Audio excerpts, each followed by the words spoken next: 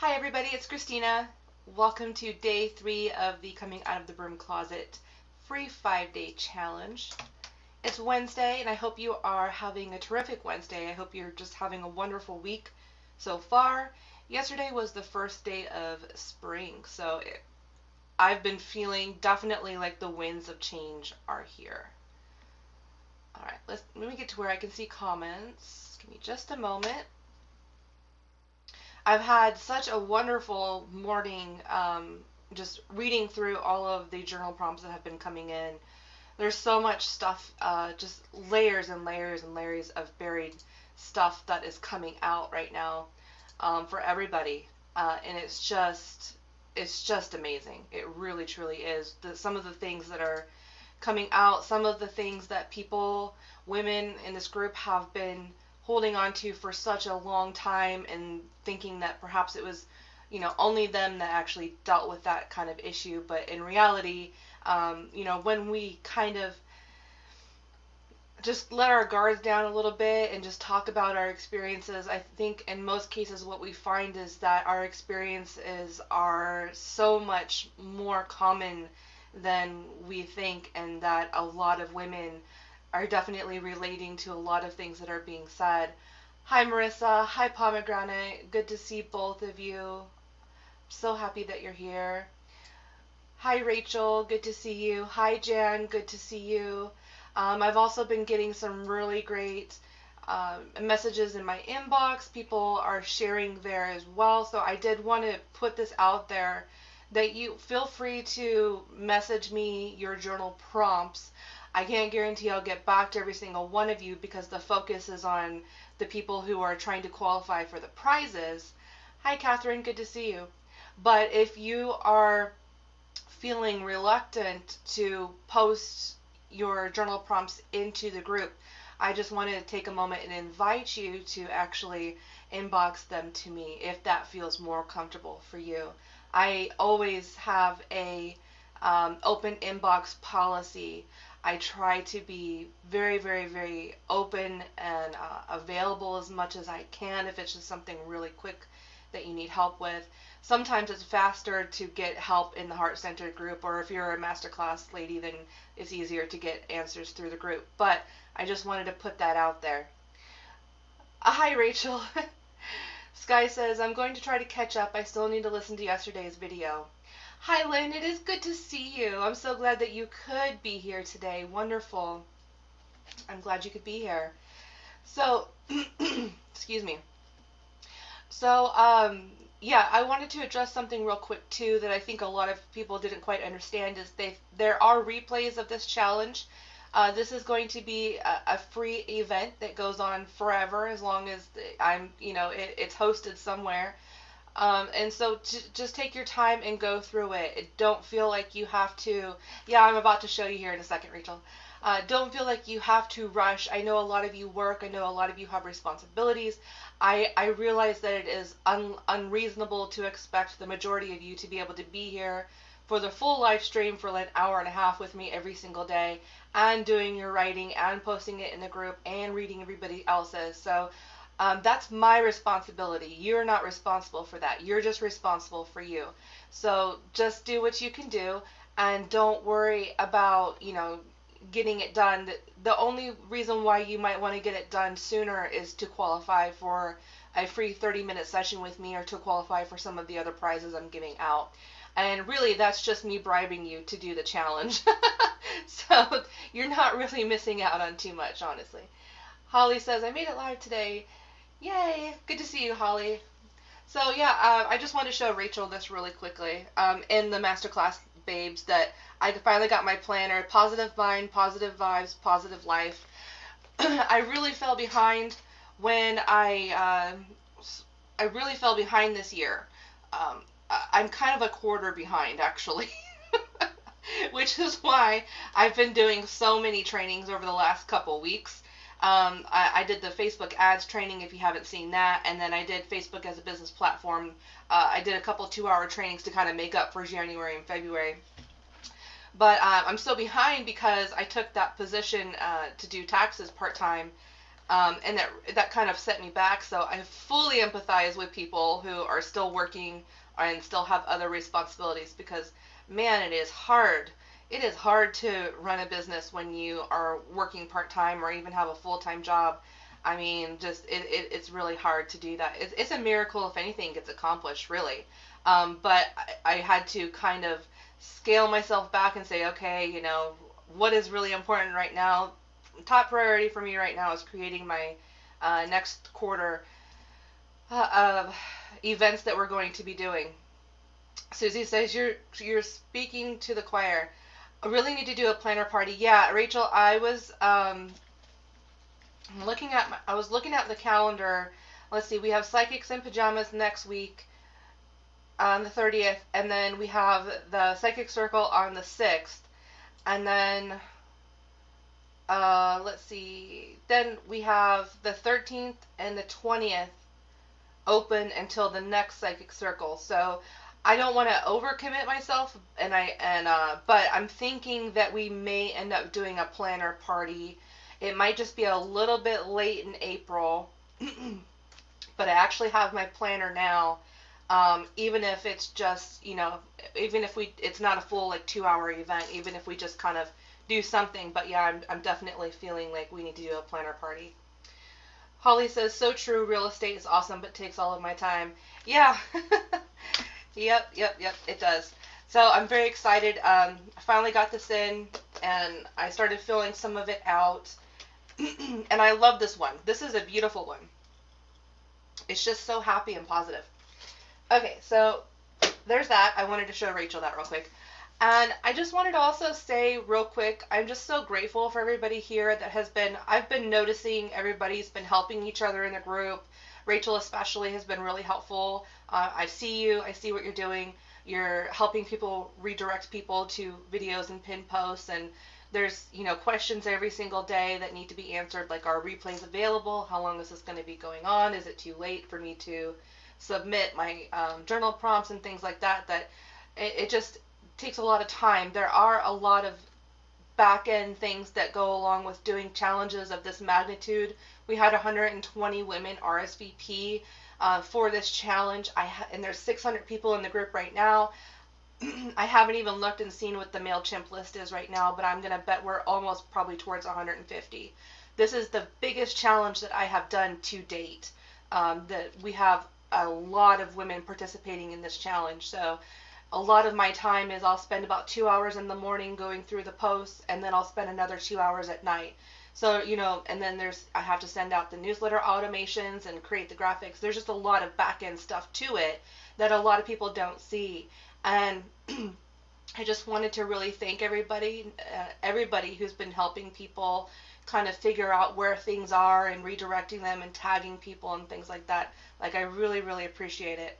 Honestly, if it wasn't for the community that we've built, the help that everybody seems to so freely give in this group, it would just be chaos. It would be chaos, and things wouldn't go so smooth. So I just want to really thank you to everybody who's been helping out. And really, I know I'm biased, but this is the best group on Facebook.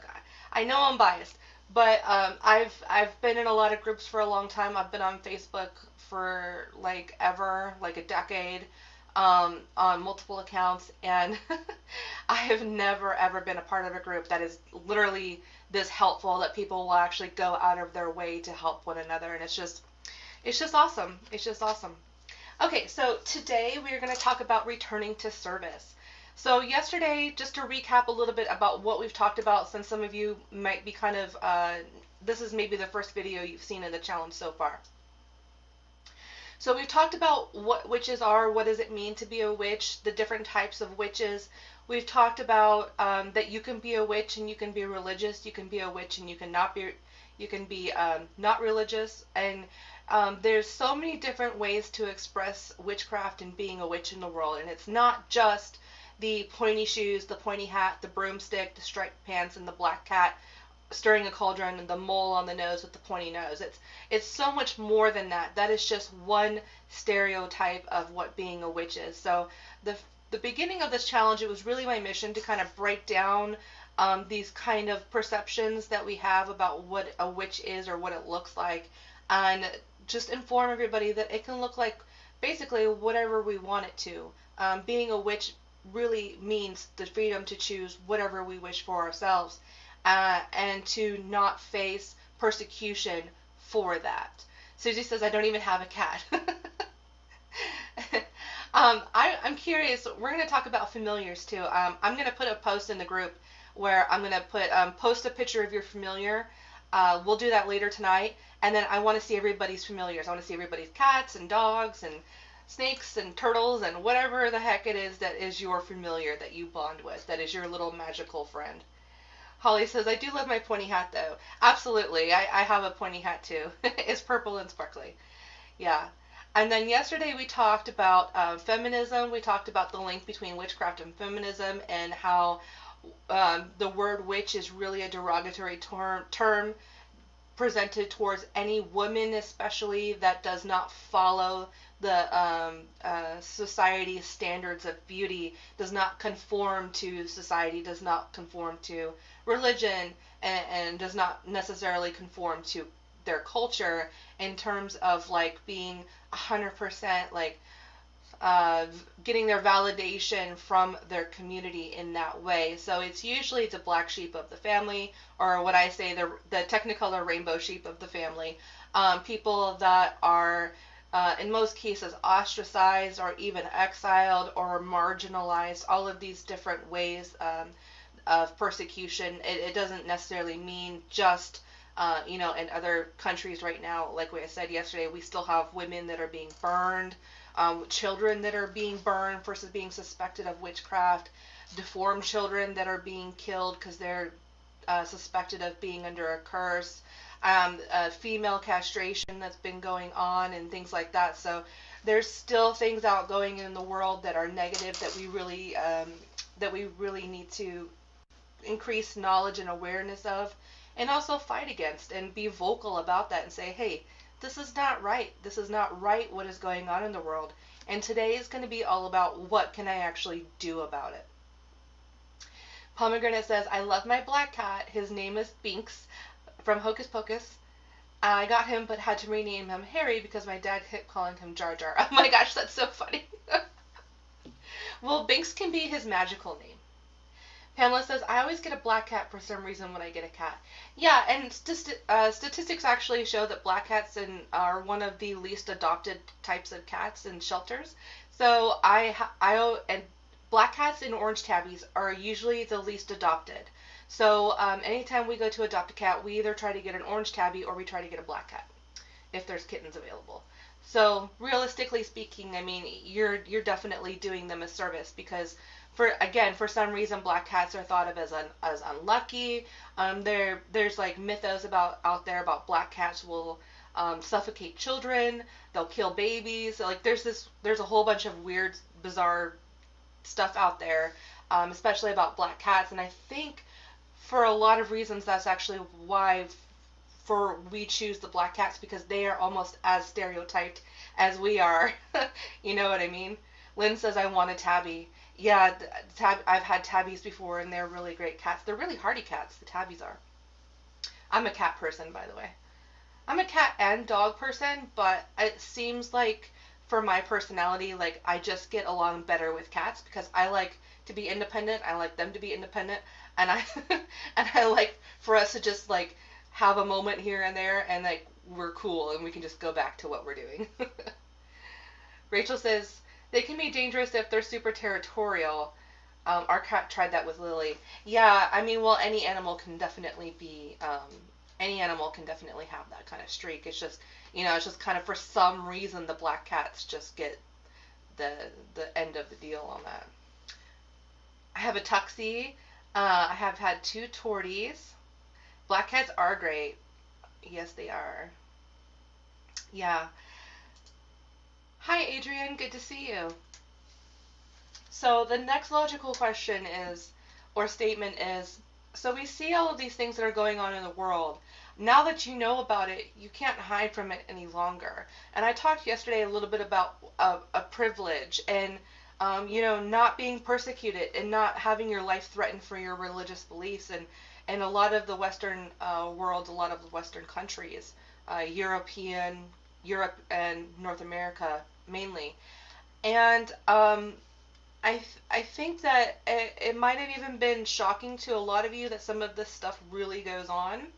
I was having conversations with people about how their churches were actually having them burn books here in the 21st century still, and making threats that they wish that they could just burn her too. And it's like, I just don't think a lot of women especially realize that this is still going on. But now we know it is, and so we have to admit culpability in that. We have to figure out where now our responsibility lies with that, if we choose to have any responsibility at all. That is a personal choice. Not everybody is going to take that sort of responsibility on themselves. However, in this group, we tend to be those type of people. We tend to be the healers. We tend to be the coaches. We tend to be the readers. We tend to be the people that do want to help people. So everyone here, I'm pretty sure, is in some way, shape, or form asking themselves, what can I do about it? That's been the next logical question. So we can't hide our heads in the sand anymore. We can't go, once you learn something like this, you can't really go back. And it becomes a matter of, okay, what can I do about this, right? Lynn says the library here doesn't carry any metaphysical books. That's sad. It is sad. It is really sad. So no matter how forward your community is, it's kind of like one of those people that say that they don't understand how racism still exists because they don't see it. It's kind of like that, where there are some women in the world, especially in America, who are complacent and that they don't see that. They don't experience that persecution. Maybe they live in a really open community. Maybe they grew up with a really awesome family. Maybe they've never faced that adversity in their life, so they don't make the connection that it still exists, right? But it does, and so we can't just close our eyes and go back to that. We just can't do that anymore. So one of the best ways, in my opinion, to really be active in your community and to take a leadership role is to thrust yourself into your service. Where other people might thrust themselves into their faith or their religion, we kind of, as spiritual entrepreneurs, especially in the metaphysical industry, we tend to do a lot of our activism through our work.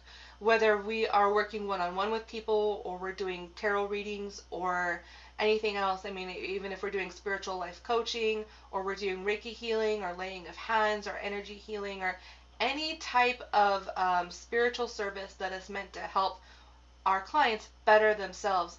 This is one of the best forms of activism, in my opinion, because there's nothing wrong with going to protest. There's nothing wrong with that. But I think that we can take it a step further, and what we call this is actually the greatest thing that you could ever do in witchcraft. It is your biggest, most sacred spell that you could ever cast. It's called your magnum opus.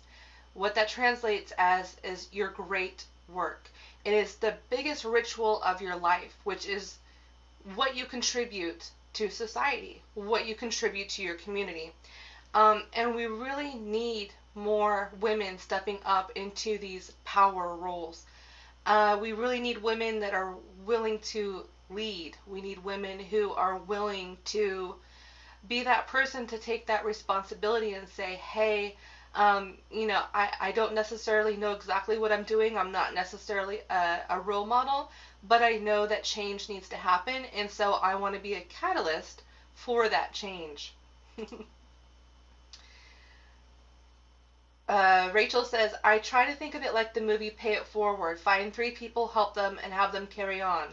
Just healing through little acts. Yes, healing through little acts has a very big effect on the world. It's exponential. It's like the domino effect. You hit one domino and they all go down, It's just, that's really the way to do it. Susie says, I'm in Austin, so I'm lucky, and tons of witchy and pagan events are very open. In Kansas City, there's a lot of witchy. There's tarot meetups, and there's like pagan pride parade. There's the metaphysical fairs and things like that. So there's stuff all over here. But a lot of people don't have that luxury or opportunity, and so we really need to call on those people to begin creating that in their community, because we know through having many of us, we become way more powerful than just the one. I saw a quote on Instagram today that said, "If you want to go far, go go alone. But if you want to, if you want to go fast, then go alone. But if you want to go far, then go together." Because sure, we can all help out our community too, and especially bustling communities as well. But there are plenty of places out there in the world that don't have access to anything like that are looking for people like us to take that responsibility and to start organizing some events. And that's really the next thing is to, okay, so we know that these evil things exist in the world. We know that these are stereotypes that we're up against. So what is the next logical thing? And that is to organize. Susie says, let's all move to Austin and start a witchy commune. There is one in Washington. Sky says, here in North Carolina, I haven't met anyone in person I can openly talk about witchy stuff yet. Don't move here. Lynn says, I would move to Austin, but it's too dang hot. I agree. I want to go somewhere like where it's like 70 degrees year round. That's like Hawaii, right? Or like maybe Costa Rica. That's where I'm going. Kathy says, little ripples get bigger. Yes, yes. Lynn says, that's the key, isn't it? Working together. That is the key. Yeah. We can't do this alone. We can sure try, but we're not going to go very far. Rachel says, Denver has a bunch, but not so much for Colorado Springs. It's super small and nasty attitude filled. Yeah, I mean, that's pretty much the majority. And, I mean, this is not just for your witchy practice, not just for your spiritual practice, but it's also for your business too. I mean, it's all related. Everything is all related to one another. It's just like this in your normal life. It's hard to do everything by yourself. If you've run a business for a period of time, it's also hard to run a business by yourself too. It's so important to connect with other people that are in a similar industry as you and have similar interests, because it just makes it so much easier in terms that you're not alone, and that you can get the help that you need, whether you're hiring people to help you. Like, I just got a new VA last night, and I'm so excited to have her, because as I said, I've been so behind, and now that my business is growing as fast as it is. I mean, it's just, my business is growing exponentially every single like quarter. It's just like doubling. It's insane, and it becomes too hard to keep up with. And so I have been falling behind, and it's just another metaphor of everything in life. Let people help you, and also figure out how you can help people as well. It's just so important to work together and to find people that you trust, to help you make your business as successful as you want it to be, and to not feel like you are a slave to your business, or that your business is kind of taking over your life, or that you can't keep up with it, because that's just going to domino everything else in your life. It's just going to make everything else in your life even more stressful, Lynn says, we all do have to work together. We do. I mean, like I said, we can sure try to do it by ourselves, but we're not going to get very far. You know what I mean?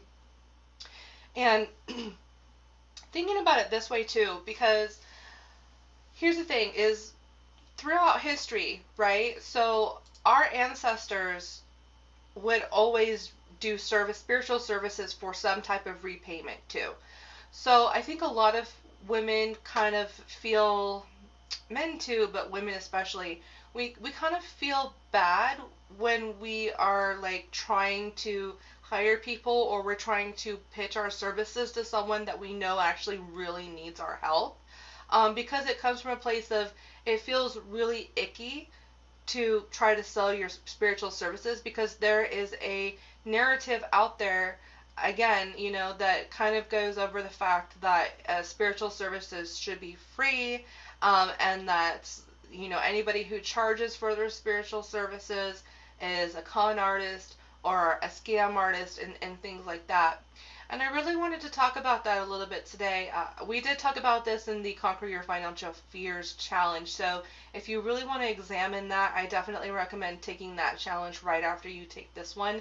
It'll kind of lead into that and really help you in terms of starting to believe that you actually do deserve to be compensated for your work, and that it's not icky to receive payment for your services. Because all throughout history, our ancestors, the wise women, our herbalists, our shamans, our astrologists, they would be paid whether through coin, or they would be paid through a carton of eggs, or maybe a cut of meat, or maybe a basket of vegetables, or the person that they were doing the healing working on would house them for the night, or house them for however long they're doing the work. So back in the old days, yes, our ancestors that were considered witches did live on the fringes of society. But in most cases, they were actually revered as well. There was usually typically always a shaman or a witch doctor in every single tribe or community that was seen as the healer, or the person that they would go to get their, if they wanted to know what their baby was going, the destiny of their children, or leaders and chieftains and kings would go to their soothsayers and their astrologers and ask them when is the best time to go to war. What do the stars say about our victory? Are we going to lose? Are we going to win? So all throughout history, witches and shamans have always been utilized, and they've always been compensated as such. It's only until recent times that really there's, with the whole New Age movement, like back in the 70s and 80s, with this whole, charging for services is blasphemy. And I do understand, like, that argument. I do understand why people think that services should be free, but the reality is that when I finally realized this, it really changed a lot for me. There are so many people out there that actually do give services for free. There are so many people out there that do volunteer their time, that don't ask for anything, or they work donation based only, and they're not called to pursue a career out of their spiritual services. They're not called to do this every single day of their lives, and it's just something that they make time and room for in their lives on occasion. These people are very different from people like us who want to have a massive, massive impact in the world, who want to help thousands of people, who really are called to be leaders in our community. And the only way that we're going to be able to have that lifestyle and to be of service in that way is if we are being compensated for our work. Because although we are spiritual leaders, although we are holy people, we still are required to live by the laws of the land, which means we have to buy vehicles and insurance and mortgages and groceries, and nobody's growing their own food anymore, and nobody is independent like that anymore. And so if you don't have any meat or fruit or eggs or vegetables or shiny gems or diamonds and crystals and stuff like that to give your shaman, the next logical thing in today's world is to give them money, because money is just, again, another form of energy that it contains the ability to provide that person what they need. Okay, so Rachel says, but then we get people who latch on to that Queen of Cups kindness, like I'm poor and dying and have no love life, so give me the 197th thing for free. There's a difference between being charitable and being taken advantage of. Yes, and there's definitely a difference between allowing people to stay in their victimhood and allowing them to be a martyr. And also there's the difference between giving them the opportunity to really prove to themselves that they are not, and that they are capable of finding that money if it really means that much to them, or they're capable of I've done trades with people. I've had VAs that worked that I didn't have to pay them as long as I gave them courses. I mean, there's so many different ways we can go about it. It's not just about the bottom dollar. But we really need to get away from this whole thing, this whole idea, this whole notion that spiritual services it's icky to receive any type of compensation for them. And usually the argument is that the person receiving the payment will attract negative karma. And I just don't believe that to be true. How can it be true? How can that be true? Look at what I've built with this group. Look at the courses that I have built. Yes, I get compensated for that, but look at how much better I'm making people's lives. And I don't mean to sound like arrogant when I say that. When you start working in your business, when you start putting out your courses and putting out your packages and putting out these workshops that you're doing in these series, and you're putting out all of this stuff, this high-end stuff that you put your heart and your soul into, and look at the change that you're actually giving people. Look at the opportunities that you're giving people. And here's the other thing too. Nobody's required to pay you anything. No, it's not like you're putting a gun to someone's head and saying, you need to buy this from me. And I do have an issue with people who say, well, if you don't buy this, then you'll never be happy. I don't agree with that sales tactic at all. There are people out there who perpetuate that. I don't agree with that. I tend to take more of the soft approach. Buy it or don't buy it. I really don't care. But if you do buy it, good, because I want to be able to help you. And that's the way that I'm going to be able to carve out that time, is by getting compensation. So I'm not worried about if I have enough money to buy groceries, or if I have enough money to pay my car insurance, or that I'm going to have health insurance this month, or that I can pay for my medications this month. Because when we're worried about all that lower chakra type of stuff, that survival type of stuff, we can't show up to the fullest of our potential for our people. And the help that we do give at that point, when we're stressed out and frazzled and in poverty consciousness, it is not good work at all. We're actually not helping people, because we're not showing up to our full potential. We're not helping people to our full capacity. When we receive compensation for the services that we do provide, what that allows is, it allows us to focus on the client. It allows us to focus on the healing. It allows us to prioritize and really make sure that we're doing the best possible job that we can do. A lot of people don't understand that. I was just talking to Susie in the group about how, Summer was asking about, what do people charge for spells? And spells is another one of those taboo things where it's like, oh, don't charge for spells, and there's this whole thing out there like, oh, it's illegal to do that and things like that. It's not illegal to sell spells. Don't be bullied into believing that. And then there's this other belief, well, maybe I should only charge $10 or $15 because I can't guarantee the results are going to happen anyways.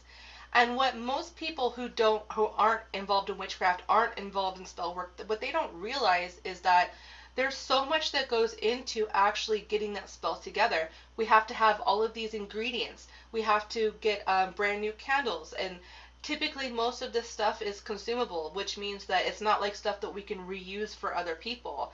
And not only that, but then we have to sit and we have to charge the candle, we have to write the spell, we have to charge each individual item that goes into the spell, we have to tend the spell, we have to feed the spell. If you don't know what that means, it means just siphoning. What we do literally in spell work is we siphon off some of our own energy and we put it into the spell for someone else. This can make us tired. It can make it to where we're spending, if I do a 7-day spell, you're going to bet that I'm probably going to spend about a half an hour a day just on that specific spell, watching it, looking at it, seeing if it needs to be redone. So I think a lot of the misconception around it is that people who are not involved in our world, who are just flat out consumers, or they are what I call hobbyists, where they have a spiritual business, but it's not really a business, it's kind of a hobby, it's something they just do. And I think there's a lot of misconception that they don't realize how much work it is to do what we do, actually. And they all think that we just get this information straight from source and we just channel it out and it doesn't cost us anything. But the reality is that witchcraft does cost. It costs time, it costs energy, it costs resources that we could be spending doing other things that we enjoy in our lives or helping other people. So that's my reasoning why, spiritual services, especially if you want to do this as a full-time thing, you really want to help people, you want to do this 4 or 5 days a week, and you want to do this several hours a day like I do, you have to get okay with charging people. It doesn't matter what you charge, but just figure out something to charge people, whether it's $5, $10, $100, the price itself is relative. The price itself is going to change over time. You're going to hit different financial ceilings, and you're going to plateau, and then you're going to climb over them, and then you're going to hit new financial possibilities for yourselves, and you're going to find new people that are willing to pay those prices because they value what energy and what time and the thought that you put into their services. And that's really what it boils down to, is the people who demand services for free, or try to lowball people all the time, or try to do things like that. I'm not here to make anybody feel bad. If I understand not having money to spend on spiritual services, but at that point you need to do your own spiritual services. You need to do your own spells. You need to go rent some books at the library and learn how to do your own magic. You have no business, if you can't pay someone to do the work for you, you have no business asking people to do that for you for free, unless they are offering, which is a totally different thing. Again, it kind of goes back to what Rachel was saying. There's a difference between being charitable, and there's a difference between being taken advantage of.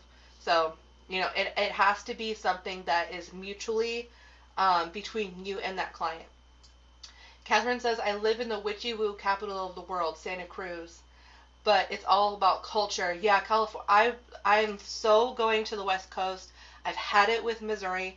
I love my community here. I love the fusion here, but the West Coast is really where it's at. That's where I'm going next.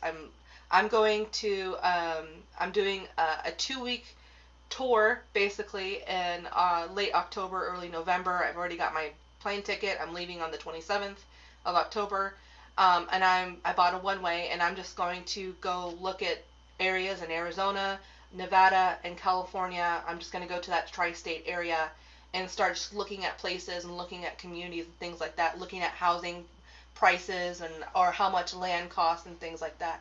Like, it's getting pretty serious to the point where I'm ready to go into the next level. I would love to do retreats. I would love to be near like Las Vegas or something like that again.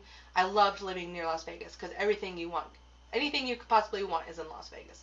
And there's a lot of really cool metaphysical stuff that goes on over there as well. So that's kind of where I'm heading next. That's going to be late October. Hopefully I'll come back with good news and I'll be able to make my mind up about where I want to live. I'm kind of looking at, I don't know if I'm going to be doing I don't know if we're going to be buying a second house, or we're going to buy a condo, or we're going to sell this one and buy land somewhere. Like, I don't know. I'm just going to go look at my options. But my goal is to get some land and to be able to do some retreats. I would love to start meeting you guys in person. I would love to start facilitating in-person events, things like that. I'm also going to be doing some meetups here in the Kansas City area. So if you live in Kansas City, I'll be notifying everybody where I'm going to be on the days that I'm going to be there. You can come meet me in person. We can hang out. We can just talk about tarot. And it can just be a fun experience. It's going to be really fun. Rachel says, there's also no respect for it anymore. We transitioned to a more demanding, self-centered approach rather than gratefulness for spirituality and services. I agree. Lynn says, I loved Salem, Massachusetts. No one gives witches a second thought. All kinds of shops, witches everywhere you turn. I would love to go to Salem. My cousin just frequently went to Salem. He sent me some pictures. He went around and did like a tour of Salem, the historical witch sites of Salem, and he sent me like a whole photo book of pictures and things like that of these sacred sites and stuff. And I was so jealous that he got to go, but I'm glad he got to go so I could enjoy it like vicariously through him. Adrian says, I think it comes to the barter system. Back in the day it was like service for service. Yep. Our product to money. Well, it's our new barter system because it's money. I think many of it think of it as excess or too otherworldly. Yeah, and there's definitely this whole poverty mindset and the narrative that money is the root of evil. And we're going to talk about that today. We're going to talk a little bit about, imagine if you did have $1 million. Like, what good could you do in the world? What could you build? What could you donate to? What foundations could you set up? How many people could you really help if you had $1 million? You could do so much good in the world. So we're going to talk about that here soon. Thank you for bringing that up. Catherine says, there is a difference between daily gratitude and getting lost in it all. Yeah. Adrian says, or greed is what I mean by worldly. Yeah, yeah. Rachel says, yep, my VA is an exchange process, and I'm okay with that. Equal energy exchange. There are a lot of business coaches out there who will try to tell you to never barter your services, and honestly, I don't really agree with that, because I think, for the most part, that as long as you're okay with what you're getting in return, and they're okay with what they're getting, it's totally cool. Is cash, like, obviously the number one preference? Yes. But I think that if we shut the door completely on bartering, then we're going to be missing a lot of great opportunities. And again, it comes down to the mission. Are you all about the money, or are you about the mission? And the money just happens to be a happy byproduct of the mission. That's where I am. That's the camp that I land on. Lynn says, in Salem, they told me that the dark witches were, were bold in their dress and wear lots of makeup. The witches said, stay away from the dark witches. Who knew? Who knew? There's always going to be, like, some sort of, like, it's so funny. Even witches do judge other witches. I mean, that is a thing. So, it is, again, it comes back to being, it's more important to have the tolerant witches like all of us to be in the majority, because again, it's just that, again, like that toxic femininity, and we're going to talk about healing the divine feminine and things that we can do for that as well. Lynn says, spell work takes a lot out of me physically, emotionally, and mentally. Yes, it does. Rachel's clapping. Susie says, I have spent over $100,000 on all of my witchy supplies, books, tools, lessons, and your crystals. I know you have an amazing crystal collection, and I'm always learning, and it's not cheap. My clients are paying for my experience and knowledge. Yep. That was another thing that me and Susie were talking about today, is that people get what they pay for. As a consumer, wouldn't you rather know that your money is being put to, like, the person who actually gives a crap about your reading, or gives about your spell work, rather than just some random person just because it's a good deal? You always get what you pay for in life. Very rarely do we ever really get a good deal that sounds too good to be true. We know what those kind of turn out to be. And even still, that's another thing too. Like, even still, even if you paid $100 for a spell, you paid $10 for a spell, there's still no guarantee that it's actually going to work, because it may not be for your highest good. Of course, we can always petition on your behalf, and we can read the signs and symbols as they come in, and we can interpret that and help to increase your chance of a better outcome. But again, it's just that thing that you get what you pay for. Hi, Leonie, good to see you. Holly says, I live in California, come stay with me. Catherine says, yes, people who want me to listen don't understand when it means my whole body. Yes, okay, so Catherine, I don't want to put you on the spot here, but I'll put myself on the spot. So I am a person who lives with a chronic invisible illness. I have PCOS, I have chronic fatigue, I have to manage pre-diabetes. Like, there's a whole host of things that go along with having a hormone imbalance like I do. There's thyroid problems, there's other things too. And when you are someone that lives with an illness, even if it's not invisible, even if it's visible, whether, it doesn't matter if you have lupus, or you have all of these other different chronic diseases that are ongoing, or, we have another member in here who's been dealing with mono for almost over half of a year now. Everybody has their thing, whether they have kids, whether they have other responsibilities like a job, whether they have a chronic illness, whether they are, I've even had clients who are terminally ill, okay? So everybody has their thing. Everybody has their own life outside of their job as well. And so services, being paid and compensated for your services, is basically saying, I respect your time, and I respect your energy, and I appreciate your time and your energy. I appreciate everything that you're putting into this. That's basically what it is. It's a measure of respect. Catherine says, yes. Already read that. Lynn says, I'm thinking West Coast too. Me too. Jan says, being that low is probably a spiritual lesson anyway. I love that you actually brought that up, Jan, because I think a lot of us spiritual service providers, we think that we have to help everybody.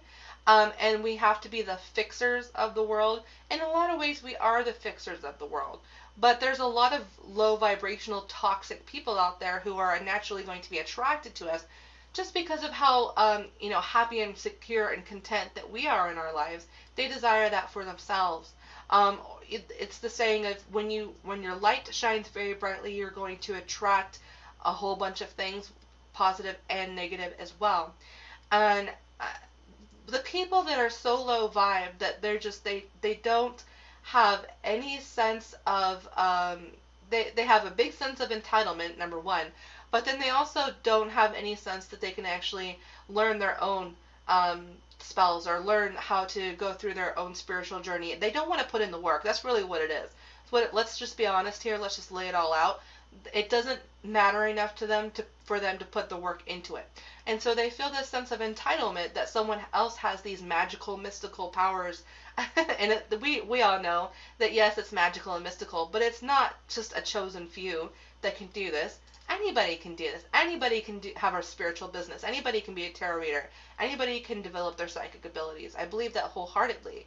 And, when the people are that low vibe, the best thing for them is not for you to discount your services and not for you to bend over backwards to help them, but actually allow them to flail. It's like when you have the crying baby in the other room and you know that if you rush in there, that baby is going to learn that you will always rush in there and fix every single thing that is wrong with them. And then they become dependent on that. Sometimes the best thing for the baby is to simply just let the baby cry it out, right? And so it's like that in a lot of ways with the very low vibe people who have this sense of entitlement that our services should be free, versus because they think that because they value our services more than some service they could get for free from someone else. Because if we charge $200 for a spell, well, dang, it must be good. It must work, right? That's the thinking that goes on. That's the consumer thinking. So you have to understand this as a spiritual business owner. This is kind of the thinking that goes along. And sometimes it is that some people who are struggling, it is actually not our responsibility to help or fix them. Sometimes the best thing that we can do for certain people is to allow them to struggle on their own. And I used to be someone who would go around and try to fix every single person in the world. If anybody had a negative feeling or felt sad, I would be the first person to try to fix that feeling. And it came because, for one, I'm a very strong empath. And a lot of you are in this group. And so when people around you are hurting, you can actually feel that physical, mental, emotional pain. And so for a long time, I didn't know anything about psychic protection. I really wasn't working on my psychic abilities. Tomorrow, we're going to talk about psychic protection and how to start working on building your psychic wall up so that you're not as affected by these people. But sometimes they need a kick in the butt by God, universe, source, whatever that you want to call it, whatever intelligent creator is out there, if there is one. Sometimes they need a kick in the butt to help them figure out how to be independent on their own. You saying no and not doing their service for free could result in them going out and buying a book and starting on their own spiritual path, right? You get what I'm trying to say here? So it's okay to not help everybody. It's okay to realize that not everybody is going to be able to receive your help, but also the other half of that, the shift is making yourself available to the people who do value it, who do respect your time, who are more than willing to do what they need to do to pay you for your services. This is going to sound kind of, this might sound a little greedy to some of you, but I've told clients, put it on a credit card, take out credit, ask someone to borrow the money, go get a part-time job to pay for coaching with me. Because here's the thing, maybe that makes me sound like a bitch, but I know through my own experience in life, I've never been handed anything, okay? Everything I have is through my hard work, my blood, my sweat, my tears. I know personally that if there is something that I want in the world and I value it enough, I will find the way to get the money for it. I will find what it is that I need to do to get that thing that I need, whether it is volunteering my services and working for free for a period of time, whether it's getting a part-time job to save up a little bit of money. I have done those things to be able to afford coaching. I have sold furniture to be able to afford. When I was my first like real high-end coaching experience. This lady charges $400 for an hour. I sold couches and furniture. I sold jewelry. I did whatever I needed to do, and I sacrificed whatever wasn't helping me in my circumstance. I sacrificed what I needed to do to be able to get that money. And it all kind of comes down to, do you trust yourself? Do you trust yourself to value it? Do you trust yourself to do the work? And in most cases, people don't. And that's why they have such a struggle, consumers, why they have such a struggle with investing in spiritual services. It's not because there's anything wrong with you. It's not because your prices are too high. It's not because it's greedy or materialistic. It's simply because they don't trust themselves and they're not willing to do the work. And the people that do and are will wholeheartedly figure out a way to work with you and to be able to hire you. Okay?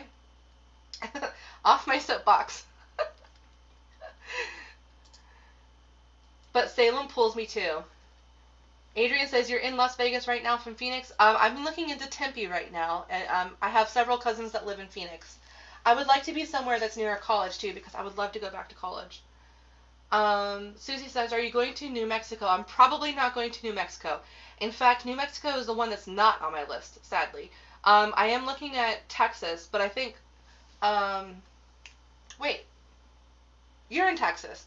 I am looking at Texas. I'm looking at the Houston area of Texas. That's where my husband's mother lives. Kathy says, glad your husband is open to this. My husband's just freaking amazing. He doesn't quite understand it, but he supports it, and he knows that it makes me happy, and he also knows that I make money. I think sometime we're going to do some sort of like workshop about how to get your husband on board with this. And what it's really going to take to get the support that you need from your spouse, whether it's your wife or, your significant other, whatever it is that you have. Because in the beginning it was rough. Let me just put it that way, because in the beginning, you're not making money, you're spending a lot of time. I really relied on him for emotional support, and, some days he would be like, why are you even doing this? Why are you even doing this? What is the point of all this? You're not making any money. You're not happy. It's because they don't want to see you upset. They don't want to see you stressed out. And usually, my husband is, he's not a muggle, but he's not a witch either. He works a normal job. He works from 8 o'clock in the morning till 6 o'clock at night, 5 days a week. He's in IT, actually. He works for hospice, and home health care. So, the nurses that go around that do the end-of-life care, for terminally ill patients. He does the technical support to help those nurses access their patient information systems and to help them with the back end of the technology that goes along with that. So he works with medical equipment, and he works with hospice. And so he is a very compassionate and understanding man. I definitely did luck out on that, but he did come with some training. And the best thing that I ever did for our relationship was really, I stopped relying on him to be that emotional support for me for my business when I was having tough times, and instead turned to women's circles. That was the best thing I ever did. Because, your spouse is always gonna try to root the best for you. They're always gonna try to help you out as much as they can. But for me, sorry to go on this tangent, but for me, I had to learn personally that my husband is not responsible for my emotional happiness in my business, especially, and that I'm going to have to find that in other places. And as soon as I started doing that, as soon as I started joining other circles and life group coaching programs where I could vocalize these struggles that I was having with these other women who have similar situations to me, I promise you my marriage got so much better. We started actually, relating again, and I wasn't looking to him for being that person that I needed for free. I was basically doing to him what the freebie seekers do to us. I was asking him to carve out this emotional block of time every single day without giving something in return. And then once I stopped doing that and started seeking emotional support elsewhere, I noticed I started actually making money. I wouldn't have as many bad days. My marriage got better. And then everything gets better from there. So it really comes down to seeking help in your community. It's a very, very big, important part of having a successful business. Rachel says, I love it. More excuse for a vacation. Jan says, I will travel to America for one of your retreats. That's so sweet. Thank you. Hopefully, within the next couple years, that will be a real thing. I'm going to get my feet wet with doing some meetups locally, and then slowly work on it, because I've always, I've always struggled with social anxiety my entire life. I've always been a very, very shy person. It's only been since I started my business that I've really come out of my shell and started, it didn't start this way. Okay, so I was like scared of getting on the phone. I was scared to, all I could do was email readings because I was scared to death of people in general. Like, I was just scared of talking to people. I was scared of seeing people. I didn't have very good self-esteem. So I just was in this spiral of self-loathing and self-hatred, which is very hard to run a business and have a successful business when you also have low self-esteem and you don't have a lot of self-confidence. So it really goes hand in hand. And for me personally, the women's circles, like the psychic circle that we're coming up with, I know these are one of the most important catalysts. Sure, you can know the systems. Sure, you can know how to do long posts and short posts and copywriting, and you can, you can learn how to do blogging and write really well, and you can learn Facebook ads and things like that. But what really, really helped me come out of my shell and start showing up was getting that practice in front of people and showing up in small, manageable ways once or twice a month with a group of women that you establish a space of trust with. And then from there, that's where you really start to blossom into who you truly are. Rachel says, come to Colorado. We've got land. My sister lives in Colorado. I will be going to Colorado inevitably. I don't know if I'll move there, but I definitely will be going to the Colorado Springs area, and also Boulder, because I have several cousins that live in the Colorado area. Lynn says, I would love to go to one of your retreats. Rachel says, the most I visited Salem was in Fallout 4. Rachel says, ooh, I already had a couple visions about what I'll do when I get that money. So excited it'll happen. Lynn says, I'm in your camp. Catherine says, cool, good luck with your search. It's definitely hard to move away. The East Coast city grind was really hard for me. Attitudes are so different. Yeah, this will actually be a homecoming for me. I moved to Missouri in 2007 to take care of my ailing father-in-law with my husband. And he passed in 2012. And since 2012, I've just been kind of, in a way, floating here, if that makes sense. I have a house that's paid off, and we have things. My husband really likes his job, and so it's been really hard to, it's really difficult to consider leaving this area. There's a lot to leave behind, a lot that I've grown accustomed to and familiar with in this area. It's always hard to go to a brand new area, and it's always hard to, especially this house my father-in-law actually built with his own two hands. He actually engineered it. He did a lot of the construction oversight on it. He picked out the plot. He actually developed this whole entire neighborhood. This whole entire neighborhood, the houses are modeled after my house. It was the first house in this neighborhood.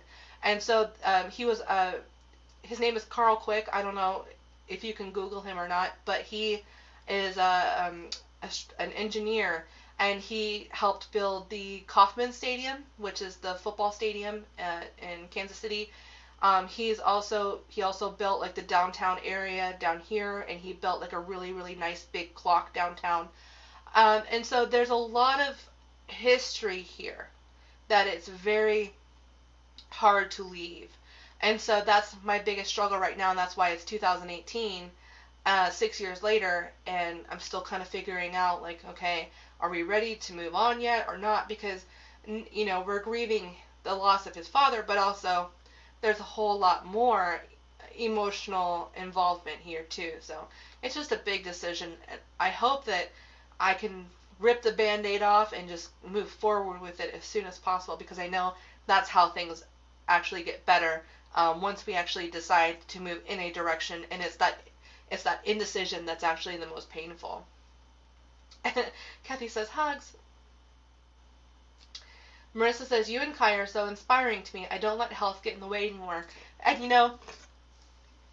Marissa, the main reason why I even started my own business in general is because I knew that I was not going to be able to work in the normal world, 40 hours a week, sometimes more. In fact, actually more than that, on my feet all the time. I knew that was not going to be sustainable for me. And so I went in knowing that I'm building a business that is going to support my health. And I think that's important too. It's definitely possible to do that. It's definitely possible to work 10, 15 hours a week and still earn a livable wage, and I'm very, very passionate about that. Some days, it's hard. A lot of people don't see that. In the masterclass, you guys do see some of that. Sometimes I'll come on when I'm not feeling great or when I'm having a health flare-up. This week, in fact, I had like a fibro flare-up where I've just got a lot of pain in my neck and my shoulders right now for no reason whatsoever. And so today especially, it really took like everything I had to show up today. And I think it's important that we have more people that are willing to show up even when they don't feel good, or willing to plan a business around knowing that some days they're not going to feel good. And especially with the psychic hotlines, that's one of my favorite ways to make money, especially if you have a chronic illness, or you have some sort of disability or disease or condition. Like me and Kai are very close on that. We see eye to eye on a lot of things regarding that, because again, it comes down to freedom. It comes down to being able to still contribute to society, still contribute to the community, and make a livable wage, even though there are people out there that say that you can't, or that there are people out there that believe that you have nothing to contribute, or that you're even making it all up, or that you're lazy, and things like that. Like there's a lot of adversity with that as well. And I think a lot of people have that in common. And it's just the same as people who have kids or who work another job or something like that. We all have that one thing that kind of has a lock on our lives a lot, and it's really important to build a business with as much flexibility as possible. Kathy says, been dealing with severe anemia for over a month, so tired and drained. Oh my gosh, I've been anemic my whole life. I totally understand what you mean by that. It's tough when your body is exhausted, but your mind is like, you want to do things, but your body just won't let you. You literally shut down. It's very hard. It's very hard.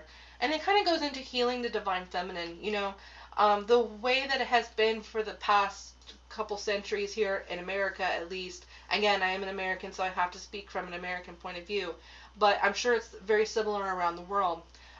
Is that, you're not contributing to the community unless you're working 40 hours a week and you're working yourself to the bone and you're asking for overtime and you come in on the weekends. Like America is a very hard-working country. We place a lot of importance and self-worth in how hard we work. That was the actual financial mindset that I had growing up. My mother is a very hard worker, single mother, owns her own business, works 6 days a week, 60, 70 hours a week, hard labor, and that's kind of what I grew up with. And I realized very quickly that that's not what I wanted in my life. And healing the divine feminine really for me means making room for alternative ways to do business and alternative ways to live, alternative ways to find relevance, alternative ways to find your own self-worth that isn't predefined by some patriarchal notion of you must work until death, you must work your whole life, you must give yourself over to making someone else rich, you must work until you're 65, and you have to be freaking thankful for the tiny amount of Social Security that you get that is non-optional. You have to pay into Social Security. Even self-employment, you have to pay your full Social Security and Medicare tax, which is something that's not even guaranteed to be around for when I'm actually 65. And it's this. I'm tired of being a cog in the system. I really am. And running your own business and healing the divine feminine is a really radical and rebellious act to choose to say, no, I don't actually agree with this. This doesn't feel good to me, and I have these other things that I value more, such as my children, such as taking care of myself through self-care, or just And you don't even have to have a reason. I think that's important too. If all you want to do in your life is to go on an adventure and explore and travel and see the world, or what the most pleasurable thing for you is to just go down to the river and stay there for several hours, like, I want people to be able to have that type of freedom, and that's how we're going to heal the divine feminine, is getting rid of, is working in a community together, being more tolerant of one another, asking how can we help? How can I help you? And I was thinking about this in the shower this morning, and we were talking yesterday about there's this whole epidemic of other women judging other women by the way they dress, or saying, "Hey, you look tired. Are you feeling okay? You look tired." And most people, most women know that they're tired. Damn right we're tired. We're working, we're taking care of kids, we're taking care of our spouses, and we're supposed to somehow find time in the middle of all of that to, do self-care. So darn right we are tired. And I just thought, how amazing would it be if instead of every time a woman said to another woman, "Gosh, you look tired," how amazing would the world be if we could all say instead, "How can I help you? I know you've been so busy lately and you've been working yourself a lot, and I see all the things that you're doing in the world. How can I help you? What can I do to take some of this load off of your plate?" Right? What can I do for you? How amazing would the world be if we could just ask each other how we can help each other, instead of just stating the obvious and making each other feel worse. You know what I mean? That's the first step to healing the divine feminine. The second step is coming together in community, not being afraid to ask for help, not being afraid to offer help, and to really opening our eyes and looking around and noticing when someone needs help, and being a leader in terms of offering to help people, and also offering to host that space for other people to receive the help that they need, even if you aren't directly related in the helping. For example, with this group, I don't necessarily help every single person that posts a question in this group. I just don't have enough time in the day. But I can host this space so that someone else can answer them. And so it's like almost being a matchmaker for help and assistance. Like you're hosting the space, you're putting your energy into the space, keeping the space, monitoring the space, but it doesn't necessarily mean that you have to be involved in every single interaction with people. So I think it just really involves shifting our mindset a little bit and just taking some personal responsibility, and not being afraid to ask people how we can help them, how we can be of assistance. Leonie says, "Glad I caught this live stream, but having a conversation with a friend. She wants me to do free reading to promote her website. Saying I don't do free anymore on Facebook, she got all twisted up with me. My guides don't like it when I mistreat myself, and it kicks off my brittle asthma big time." I'm the same way, Leonie. When I know that I'm doing something that I really don't want to be doing, my first bodily response is to get sick. I knew that, especially when I was doing that, even though I was being compensated, and even though I was learning a lot, when I was doing that tax law internship, I did that for about 5.5 weeks or so. On the 5th week, I got sick. I got congested, I had a cold, my nose was running, and things like that.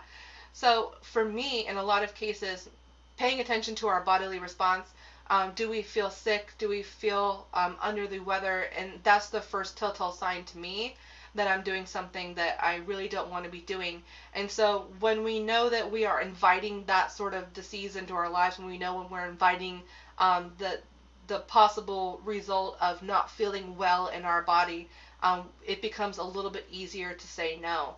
And it's not because of this person asking for free things that I'm not saying that that's why your brittle asthma flared up, because that would be new age illness shaming. That's not what I'm saying at all. What I'm saying though is that stress makes us more vulnerable to getting colds or to having flare-ups and things like that, especially if it's already something that we're already having an issue with. Catherine says, "That's a good point. I have not respected myself for so long that I have felt unable to charge for myself." Yeah. Susie says, "Oh my gosh, this is so true. I just had a client like that yesterday. Low vibration, victim, and energy because I didn't get back to her right away. I guess you don't have time for me either. Yeah, pretty much. I've trained people pretty well. People really come to expect that I'm not going to reply right away. I pretty much try to reply to every single person, but look, we have lives, we have responsibilities. I mean, we can't, even when people are offering to pay you a large amount of money. My one-on-one clients don't get me that riled up, and people that pay me $1,000 to coach with me for 3 months, I still don't allow them to rile me up like that, because that's one of the first things I have that discussion with every single new person that comes to me, and I say, I realize we have our responsibilities. I might not get back to you right away, but I will inevitably get back to you. And if they really need that instant gratification, well, they can go somewhere else for it, for someone who offers it. But you do not have to offer it. You are not like, if this is not Walmart, this is not Burger King, have it your way. We're real people. We have real responsibilities. I have so many things going on in my life and my business, and just instantly replying to people, especially even if they're giving money or they're offering money, it's just not feasible, and it's not sustainable in the long term. And people just don't understand that. They don't get it. And that's okay. If they don't get it, that's fine. Bless them. Send them off in their own way and say thank you for your consideration. But there's so many other people out there. I think is what I'm trying to say, is that there's so many other people out there who will respect your time, who will understand, who will have empathy and compassion for you. And those are the clients that we want to attract. Victoria says, my book is called Everybody is Psychic. I just get paid for it. It's a tongue-in-cheek, but also very true. Yeah, I love that. I love that. Pomegranate says, empath problems. For real? Yeah. Catherine says, yes, I believe everybody is an empath. However, accessing it is ours. Right. There's different layers to it. Susie says, they'll find the money for the new purse, makeup, electronic gadget, outfit, nails. Oh, yeah.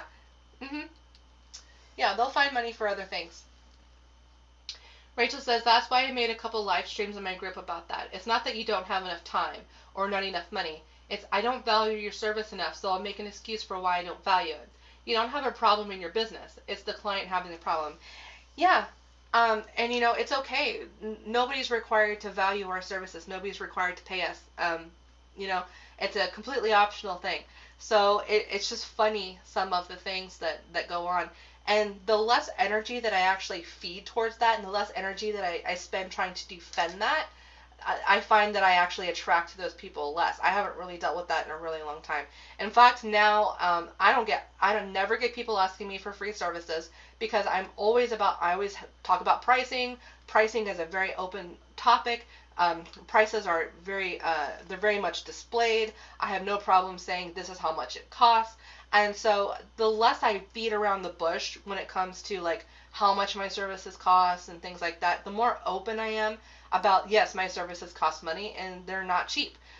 Then I started just not really getting people asking for free services anymore, because they know that we are on two totally different levels. You know what I mean? I have people asking me all the time to do payment plans, which is something totally different, because at least I'm very, very, very, very open to doing payment plans, especially for the Make Tarot Your Business Masterclass, because that for me is it's more important to get people into the course in a way that is comfortable for them, in a way that is manageable for them, and for them to say, yes, I can do this, rather than saying, no, it's only 3 months for $99, or you can pay the full price, it's $297, that type of thing. I'm very flexible with payment plans, and I'll tell you why, because when I started doing payment plans like this and started really doing open payment plans and unique custom payment plans to certain people, they pretty much get to decide how often and how much they pay me, as long as they're paying something. Because what that tells me is that they are actually trying. They're at least trying. And that's the best case that I can ever hope for. Because if I can get someone to believe that they can even try, then I know that I can get them the results that they need. Then I know that it's only a matter of time until they're investing their energy into it. They're getting the results. They're starting to make money, that sort of thing. They're coming out of their shelves. They're showing up on live stream. They're really focusing on their visibility. They're upgrading their brand, whether through their colors or their social media. They're really and I'm really more about a yes, we can, rather than no, we can't. And that has definitely changed a lot of things for me in my business, which is why I'm such a fan of just customizing payment plans for people. especially people who are still struggling with coming up with the money. I understand $297. I mean, like 6 years ago, there's no way I could have come up with $297 on my own. Like as I said, I had to sell furniture and jewelry, and I had to sell things that were my belongings to sacrifice for that. And so I think it's important to change that dynamic. That's one of the other things that's really important for my mission and my business as well, is to kind of change how business is being done, to make it more flexible, to bring empathy and compassion and understanding back into business. Because the way that business is right now is it's very much cut and dry. It either is or it isn't. You know, there's not a lot of places out there that really give a shit if you can't pay. They'll just turn you away. Doesn't matter if you really need their help or not. If you can't pay, well, then you're out of luck. You know, they just don't care. And at a certain point, people just have stopped caring, because that's just the way it is now. I mean, that's just the way business is done. And so I think part of also healing the divine feminine is bringing back in that compassion and understanding and flexibility, and working with people where they're at and understanding, and having something available to everybody at different price points. You know, people who sign up for my payment plan for my Make Tour Your Business are definitely not the same people that will just straight up pay me $1,000 for 3 months, you know?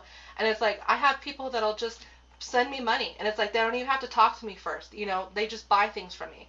And it's like, it's a different way to offer services in the world. It's a different way to work with people. But I think that a lot of business coaches out there especially get really hung up on the whole, well, you need to charge $1 million for your services, or you don't have any self-worth. And I think that's really bullying. I think it's really unnecessary. And I think what it really does is it almost kind of makes coaching and healing and transformation, again, kind of playing into that whole greediness, charging for spiritual services, it's greedy. It almost kind of perpetuates that, because it does not allow people access to it. So I'm very big about access, which is why when you come into this group, you have 40-50 hours of free content that will help you start your business. And then the masterclass is there if you need it. If you're ready to invest the $297, if you're ready to say, yes, I can, yes, I'm willing to try, and you're willing to learn the back-end systems, and you're willing to, you know, put your money where your mouth is. In a lot of cases, I mean, that's just how it is. But everybody who comes in the group, I have things available at free. I have things available at $20. I have things available at $50. I have things available at $297. I have things available at every single level and tier possible, all the way up until multi-$1,000, because I know that inevitably it's about access. And if you can help people at these lower stages and help them, give them the tools that they need, eventually they're going to become a person that's going to pay you $1,000. And that's just how it works. I've seen it work for the last 2 years. It's just, that is the natural pattern. And anyways, yeah. So it's important to talk about this kind of stuff. Lynn says, oh shoes, now I may be sitting on the floor soon. Rachel says, I know, right, Susie? Nice product. Could have easily been my course. That would have been worth much more. Yeah, it's amazing how broke I thought I was when I had a 2-pack-a-day cigarette habit. And when I had, like, you know, a couple 6-packs a week beer habit. It's amazing how broke that I never had money for groceries, but I sure had money for cigarettes. I'm guilty of that too. I've been that person. I've been there. I've done that. And you know, it just becomes a matter of, what do you value more? What do you prioritize more? What are you willing to sacrifice in the moment to, you know, get to where you want to be in the future? Kathy says, no, I'll come to Dallas. Pomegranate says, all about priorities. If they don't prioritize paying what you're worth, they won't prioritize making proper use of your services in themselves. That is absolutely the truth, Pomegranate. It definitely says more about their belief in themselves than anything that has anything to do with you. Susie says, girl, if you come to Houston, I'll drive up to meet you, where it's about a 3-hour drive, but we can go witchy shopping. Absolutely. I've been meaning to go to Houston here pretty soon. The last time I went to Houston was in 2010, I think, when you guys were having that super huge drought. And then the day after I showed up, it flooded. And so we didn't get to go anywhere. All we could do is stay in the house. And luckily we ended up having food, because unfortunately at that point, my father-in-law had a stroke, and my stepfather-in-law died within 48 hours of each other. And so the last time I was in Houston was for a funeral, sadly. Luckily, we did get to go to the funeral on the first day, but the rest of the trip, it was just pretty much canceled because it was flooding in Houston, and I remember the water like being up to the door handle. It was crazy. It was the craziest thing ever. Lynn says, I have medication for that. Rachel says, I had to do the same thing. My husband just likes the crazy people I talk to on the lines. Besides that, he doesn't want to help no matter how much I'd offer a job for him. My husband is the same way. He is not interested in working for me. I've definitely told him, I said, look, like, even if you started helping me just for a couple hours on the weekend, I could probably make more money than you.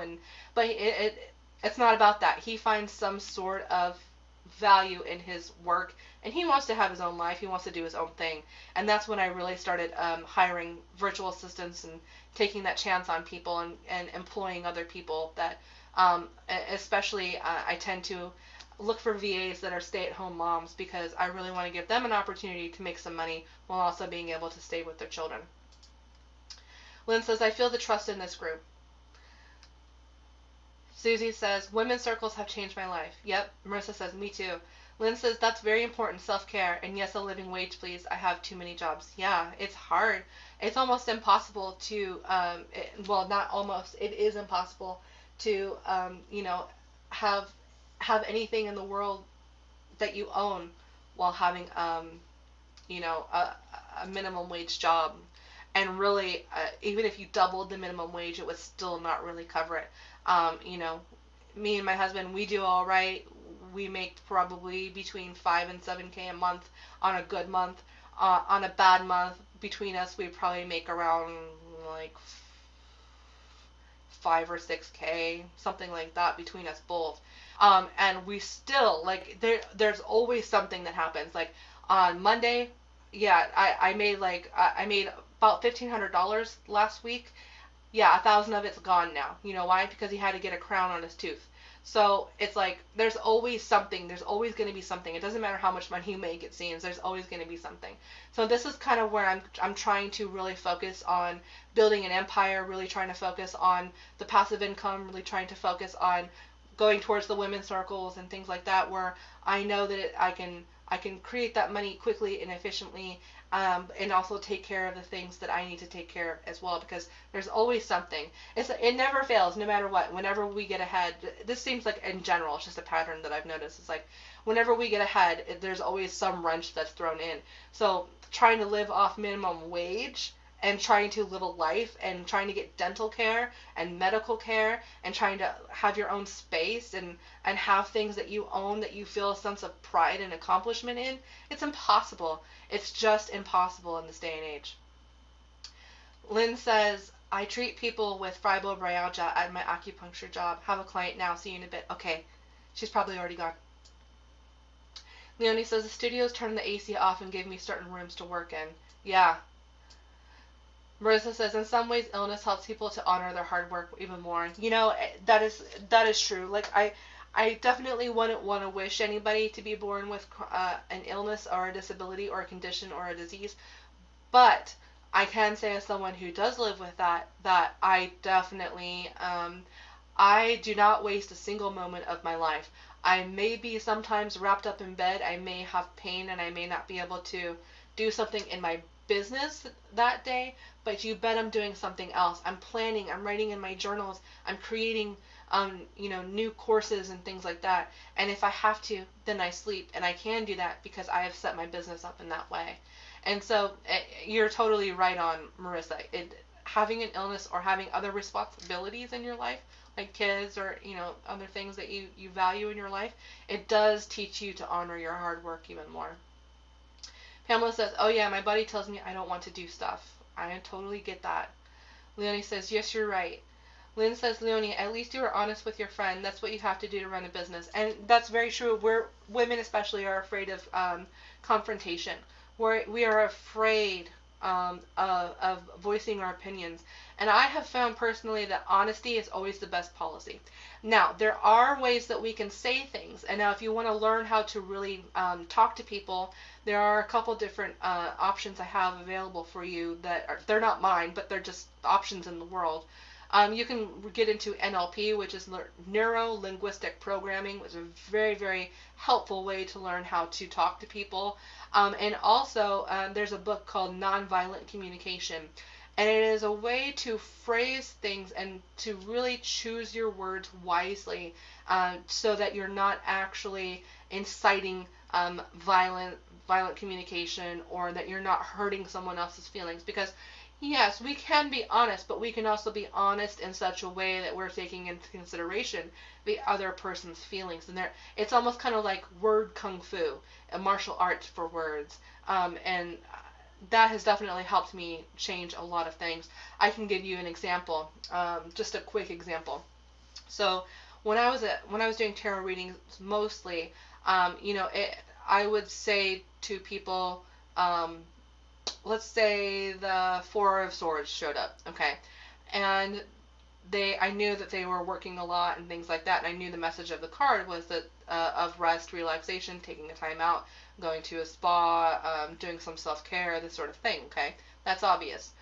But I would, I noticed a difference in the language that I would use with people and the reactions I would get. You should take a vacation. You should stop working so hard. You should be more focused on your self-care.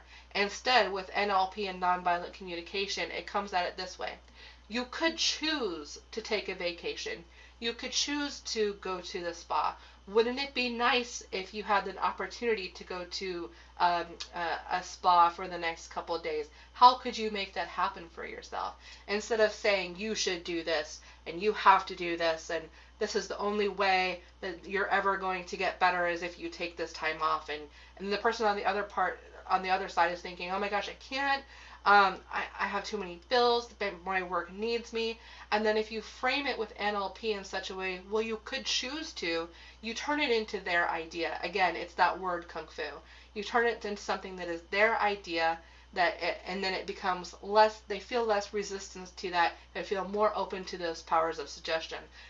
Hypnosis, NLP, and the book Nonviolent Communication should be in everybody's bookcase and everybody's digital downloads on their computer. You really need to have that kind of stuff if you want to learn how to talk to people in such a way that actually incites action and doesn't make them feel resistant or resentful towards you.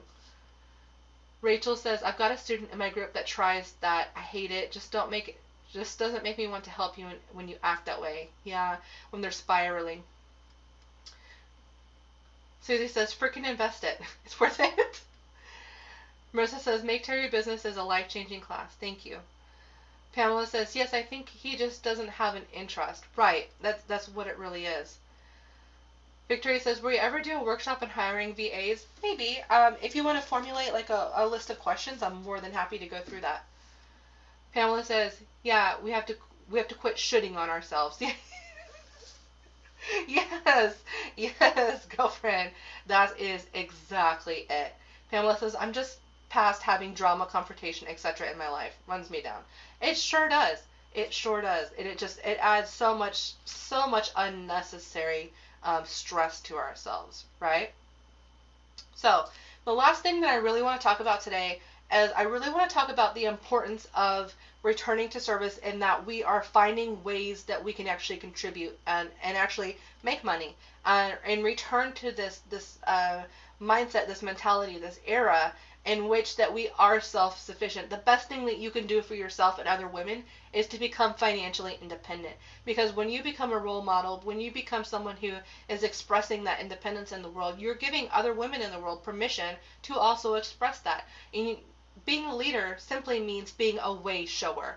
It just means holding the space. It doesn't mean you have to organize massive events. It doesn't mean you have to have retreats.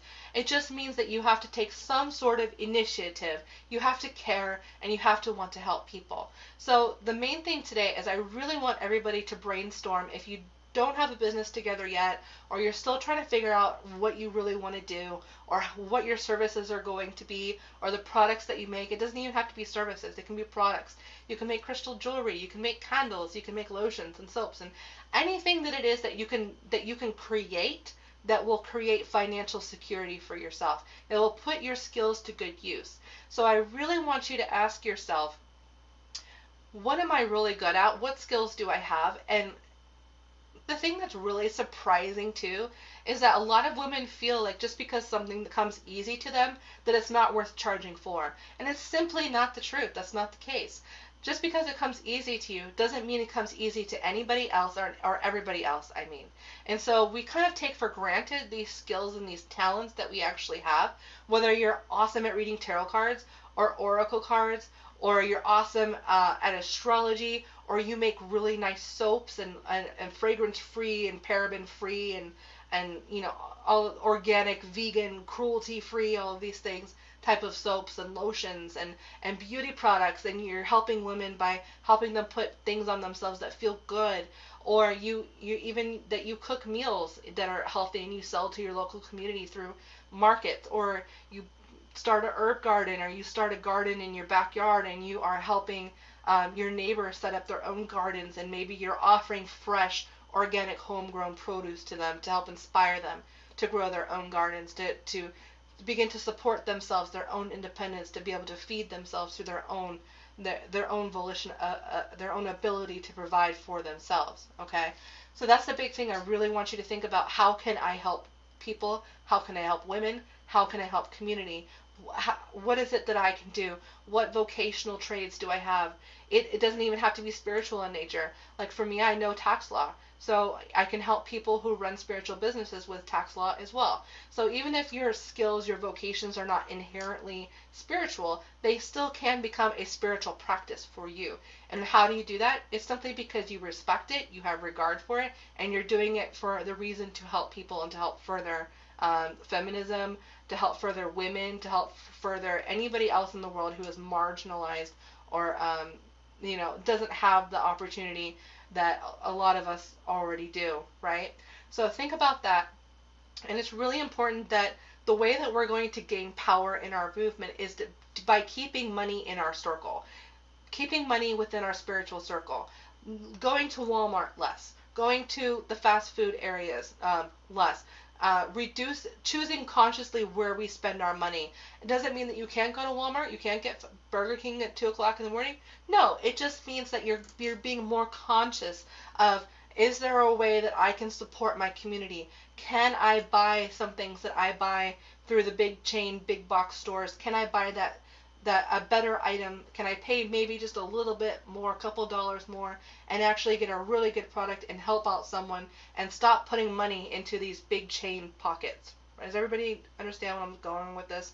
Like, that's the way that we're actually going to create financial stability for all of us. We need to start hiring one another, paying for readings for one another, buying our soaps and lotions and candles and Spellwork and all of this kind of stuff from one another. And that's how we're going to keep the money in our circle, and that's how we're going to be able to offer more, just simply offer more to one another, and become finally financially independent, and not a cog in the system, and not someone who has to work their entire life, and not someone who's just simply buying a CEO another plane, another private plane. They don't need that stuff. When we have women right here who are struggling to feed their kids, we have women who are struggling to pay their rent, how can we choose to use our money more consciously? How can we employ other women in our circle, and especially in the heart-centered group? So I'd love for y'all to just consider, the next time you go to buy something, can I buy this from someone else? Can I buy this from Etsy, where people are having homegrown businesses? Can I reach out to someone in my inner circle to see if they even have any recommendations?